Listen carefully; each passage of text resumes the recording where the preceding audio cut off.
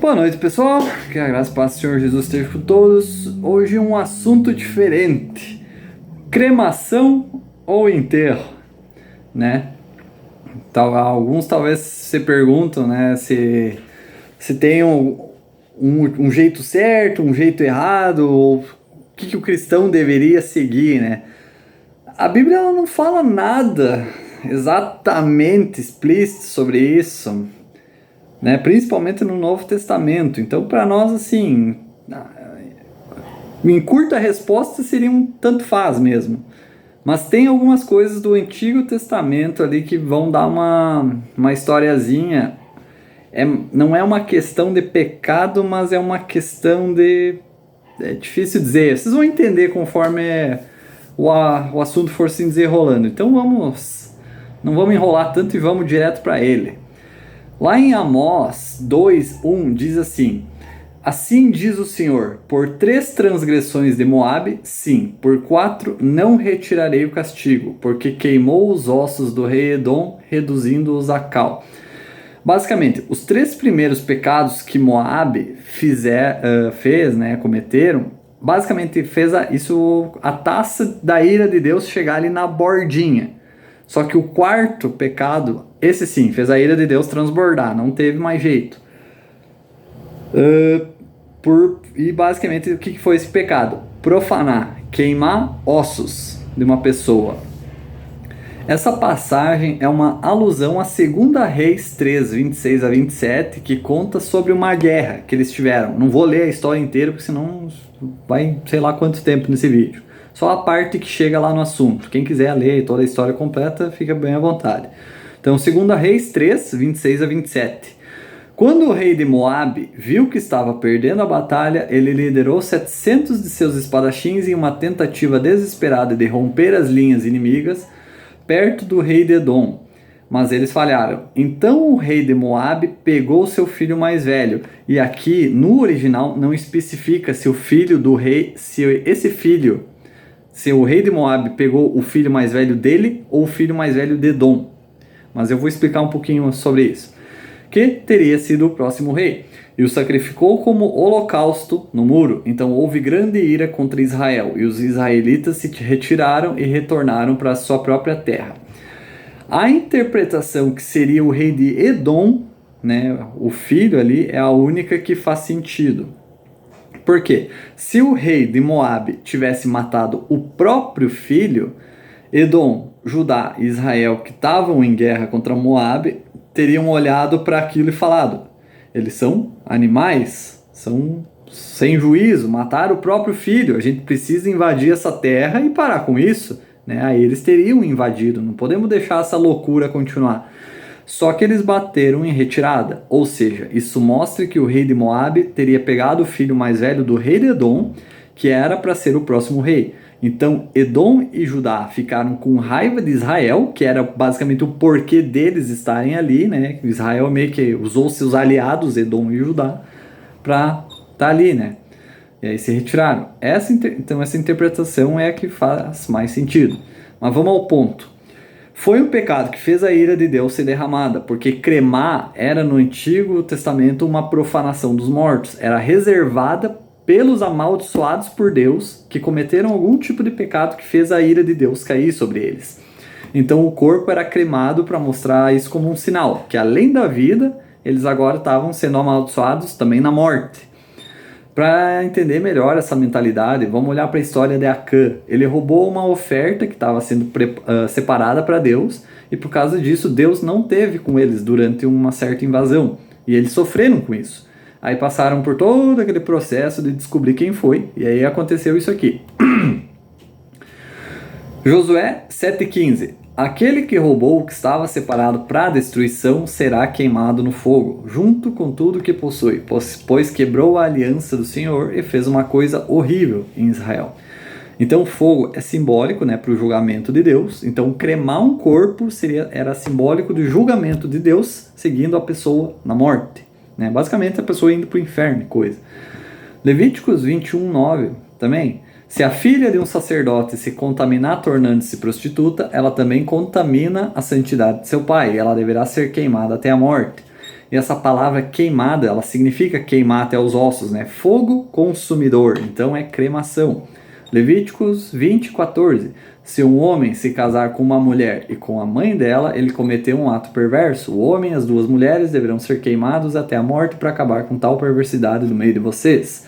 Números 16:25. Então saiu o fogo do Senhor e queimou os 250 homens que estavam oferecendo incenso. Né? Então, são exemplos. Então, na perspectiva bíblica, a cremação é reservada para aqueles amaldiçoados por Deus, que cometeram um pecado horrível, fizeram o julgamento de Deus cair sobre eles e o seguir para a morte para toda a eternidade. Já os israelitas, eles enterravam seus mortos, porque acreditam na ressurreição dos corpos. Claro, todos os corpos vão ser ressuscitados, só que eles enterravam pela expectativa da ressurreição. E Jesus ensinava sobre a ressurreição do corpo. Em João 11:25-26, Jesus lhe disse: eu sou a ressurreição e a vida. Todo aquele que crê em mim viverá, mesmo depois de morrer. Todo aquele que vive em mim e crê em mim nunca morrerá. Você crê nisso, Marta?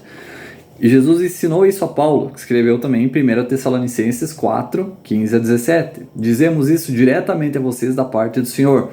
Nós que ainda estivermos vivos, quando o Senhor retornar, não o encontraremos antes daqueles que morreram, pois o próprio Senhor descerá do céu com um brado de comando, com a voz do arcanjo e com o toque de trombeta de Deus. Primeiro, os crentes que morreram se levantarão de seus túmulos. Então, juntamente com eles, nós que ainda estivermos vivos e permanecermos na terra, seremos arrebatados nas nuvens para encontrar o Senhor nos ares, e então estaremos com o Senhor para sempre. Então, quando a gente morre, a alma se separa do corpo, a gente vai para o céu. Quando Jesus voltar, ele volta com as pessoas que estão no céu e essas pessoas recebem o corpo glorificado. E aí, no arrebatamento, a gente que estiver vivo, a gente não vai conhecer a morte. Vamos ser transformados e limpos do pecado para estar para sempre com Jesus.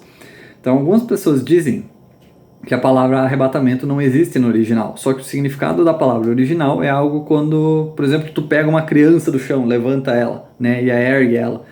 Ou pega um objeto assim e tira, né? Tira do chão. É basicamente isso. Deus vai nos pegar do chão e levar para as nuvens. Outra coisa. Tem pessoas que acreditam que a gente fica meio que num estado de sono. Não vai para o céu. É só quando Jesus voltar, né? E todos vão para o céu de uma vez só. Isso é balela. Por quê? Muitas vezes na Bíblia chamam a morte como sono. Que alguém que morreu estava dormindo, né? Jesus mesmo diz isso, mas era dito assim porque a analogia do sono com a morte é perfeita para descrever a morte. Durante o dia, teu corpo e mente trabalham juntos, só que quando tu dorme, teu corpo descansa, mas a mente continua trabalhando, por isso os sonhos.